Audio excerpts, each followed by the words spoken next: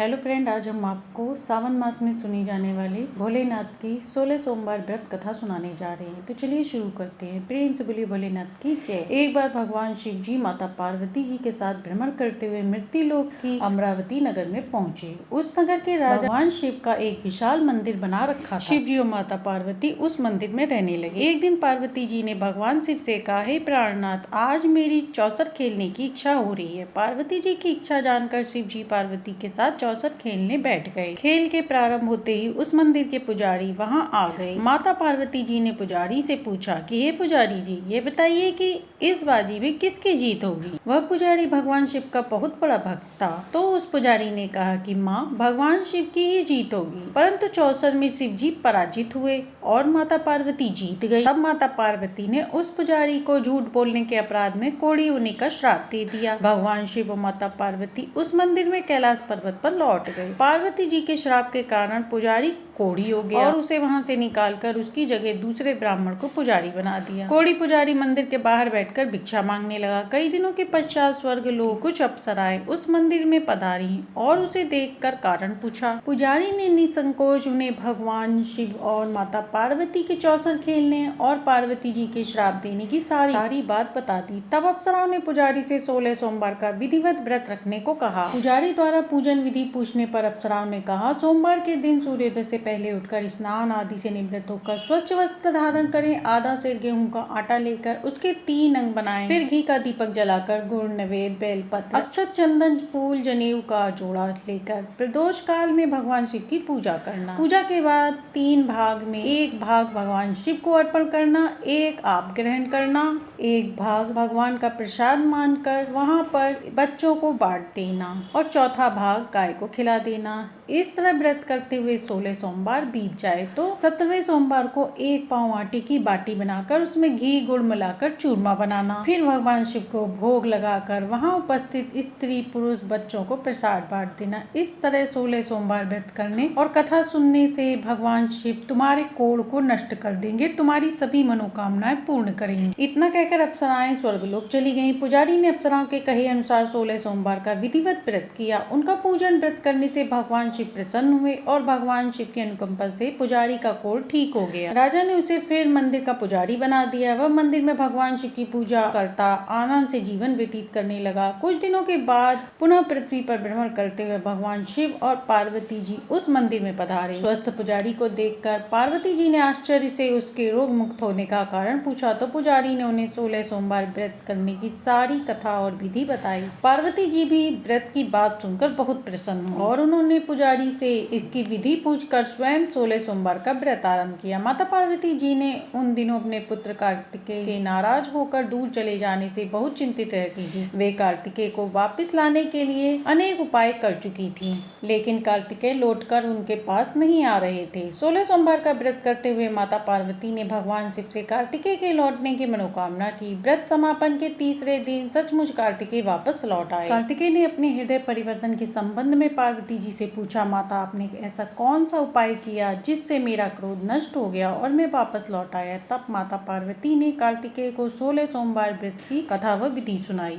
कार्तिकेय अपने एक ब्राह्मण मित्र ब्रह्मदत्त के परदेश चले जाने से बहुत दुखी थे। उनको वापस लौटाने के लिए कार्तिकेय ने 16 सोमवार व्रत करते हुए ब्रह्मदत्त के वापस लौट आने की कामना प्रकट की। व्रत के समापन के कुछ दिनों बाद मित्र लौट आया। ब्राह्मण ने कार्तिकेय से कहा, हे प्रिय मित्र, तुमने ऐसा कौन सा व्रत किया जिससे परदेश में मेरे विचार एकदम परिवर्तन हो गए और मैं तुम्हारी स्मरण करते हुए तुम्हारे पास लौट आया। कार्तिकेय ने अपने मित्र को भी 16 सोमवार व्रत की कथा विधि सुनाई। ब्राह्मण मित्र व्रत के बारे में सुनकर बहुत खुश हुआ। उसने भी व्रत किया। 16 सोमवार के व्रत का समापन करने के बाद ब्रह्मदत्त विदेश यात्रा पर निकला। वहां नगर के राजा हर्षवर्धन की बेटी राजकुमारी गुंजन का स्वयंवर हो रहा था। वहां के राजा ने प्रतिज्ञा की थी कि एक हथनी और माला जिसके गले में डालेगी वह अपनी पुत्री का विवाह उसी से करेगा। ब्राह्मण भी उत्सुकतावश महल में चला गया। वहाँ कई राज्यों के राजकुमार बैठे थे। तभी एक सजी धजी हथनी सूंड में जयमाला लिए वहाँ आई। हथनी ने ब्राह्मण के गले में जयमाला डाल दी। फलस्वरूप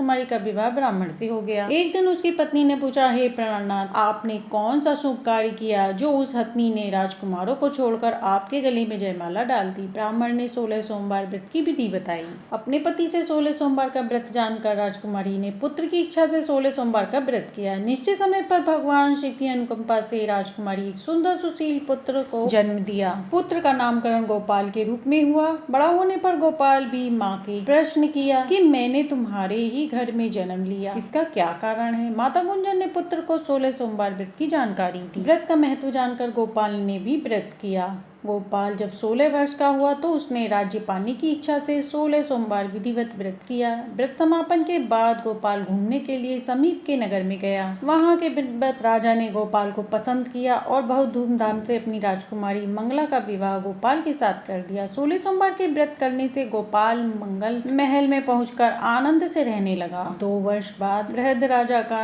निधन हो गया तो गोपाल को उस नगर का राजा बना दिया गया। इस तरह 16 सोमवार व्रत करने से गोपाल की राज्य इच्छा पाने की इच्छा पूर्ण हुई। राजा बनने के बाद भी वह विधिवत 16 सोमवार का व्रत करता रहा। व्रत के समापन पर 16वें सोमवार को गोपाल ने अपनी पत्नी मंगला से कहा कि व्रत की सारी सामग्री लेकर वह समीप के शिव मंदिर में पहुंचे। पति की आज्ञा का उल्लंघन करके सेवकों द्वारा पूजा की सामग्री मंदिर में उसने भिजवा दी। स्वयं वह मंदिर में नहीं गई। जब राजा ने भगवान शिव की पूजा की पूरी आकाशवाणी बताई और कहा, हे राजन, तेरी रानी ने 16 सोमवार व्रत का अनादर किया है, सो रानी को महल से निकाल दे, नहीं तो मैं तेरा राज्य नष्ट कर दूंगा। आकाशवाणी सुनकर उसने तुरंत महल में पहुंचकर अपने सैनिकों को आदेश दिया कि रानी को दूर किसी नगर में छोड़ आओ। सैनिकों ने राजा की आज्ञा का पालन करते हुए उसे तत्काल घर से निकाल दिया। रानी भूखी प्यासी उस नगर में भटकने लगी। रानी को उस नगर में एक बुढ़िया मिली। वह बुढ़िया सूत काट कर बाजार में बेचने जा रही थी, लेकिन उस बुढ़िया से सूत उठ नहीं रहा था।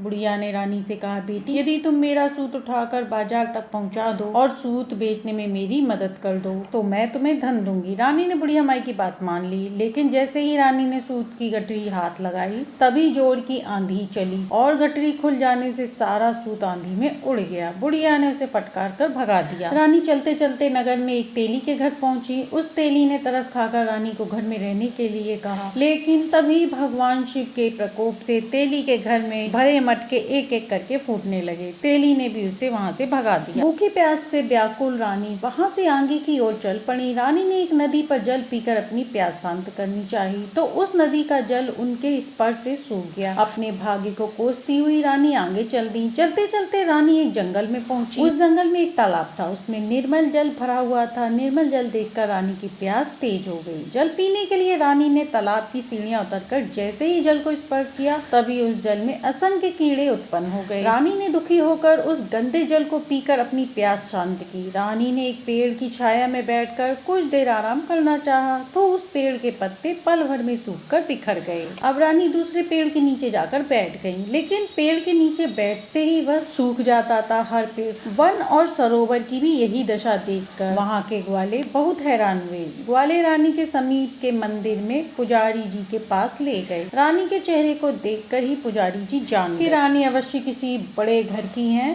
भाग्य के कारण दर दर भटक रही है। पुजारी ने रानी से कहा, पुत्री, तुम कोई चिंता नहीं करो, मेरे साथ इस मंदिर में रहो, कुछ ही दिनों में सब ठीक हो जाए। पुजारी की बातों से रानी को बहुत सांत्वना मिली। रानी उस मंदिर में रहने लगी। रानी भोजन बनाती तो सब्जी जल जाती, आटे में कीड़े पड़ जाते, जल से बदबू आने लगी। पुजारी भी रानी के दुर्भाग्य से बहुत चिंतित हुए और बोले, हे पुत्री, अवश्य तुमसे कोई अनुचित काम हुआ है जिसके कारण देवता तुमसे नाराज है और उनकी नाराजगी के कारण ही तुम्हारी ये दशा हो रही है। पुजारी की बात सुनकर रानी ने अपने पति के आदेश पर मंदिर न जाने, शिव की पूजा नहीं करने की सारी कथा बता दी। पुजारी ने कहा, तुम चिंता मत करो, कल सोमवार है और कल से तुम 16 सोमवार के व्रत को शुरू कर दो। भगवान शिव अवश्य तुम्हारे दोषों को क्षमा करेंगे। अब पुजारी की बात मानकर रानी ने 16 सोमवार व्रत आरंभ कर दिया। रानी ने विधिवत सोमवार का व्रत करके शिव जी की विधिवत पूजा अर्चना की तथा व्रत कथा सुनने लगी। जब रानी ने 17वें सोमवार को विधिवत व्रत का समापन किया तो उधर उनके पति राजा के मन में